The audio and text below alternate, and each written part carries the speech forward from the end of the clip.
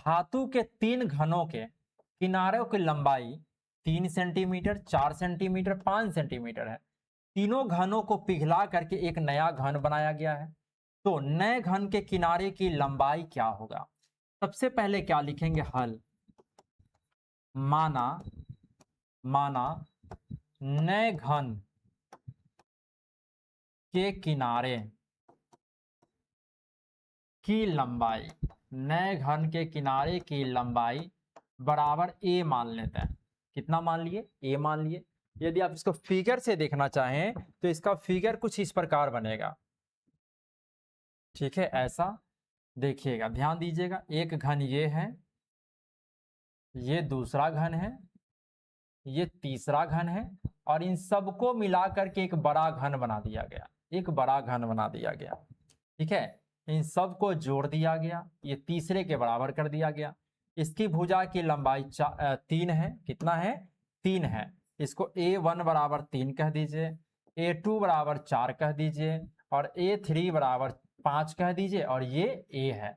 तो तीनों घन की भुजा की लंबाई 3 है, 4 है, 5 है, ये है। तो हमें किनारे की लंबाई पता करना है। इसके लिए क्या करेंगे? घन के आयतन निकालेंगे। ठीक है, तो घन के आयतन होता है भुजा क्यू, तो A1 का क्यू प्लस A2 का क्यू प्लस A3 का क्यू बराबर A का क्यू हो जाएगा। घन का आयतन जो होता है वो भुजा क्यू होता है। क्या होता है? घन का आयतन। घन का आयतन, आयतन का जो फॉर्मूला होता है वो क्या होता है? भुजा क्यू होता है। क्या होता है? भुजा का क्यू होता है। ठीक है, समझ में आया? घन का आयतन भुजा क्यू होता है, इसलिए ए क्यू, A2 क्यू, A3 का क्यू लिखे हैं। अब 3 हो जाएगा, 3 का क्यू, 4 का क्यू प्लस 5 का क्यू बराबर A का क्यू हो जाएगा।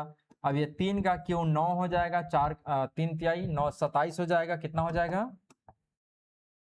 27 हो जाएगा। 4 चौका 16, 64 हो जाएगा। कितना हो जाएगा? 64 हो जाएगा। और ये 125 हो जाएगा, बराबर A क्यू हो गया। अब यहाँ से A क्यू बराबर हमको मिलेगा, सबको जोड़ दीजिए, ये 216 हो जाएगा, 216, और ये करनी में 3 लिखेंगे, 216, ये हो जाएगा 6 सेंटीमीटर। अर्थात ये हो गया 6 सेंटीमीटर। कितना हो गया? 6 सेंटीमीटर। ये हमारा आंसर हो गया, ये हमारा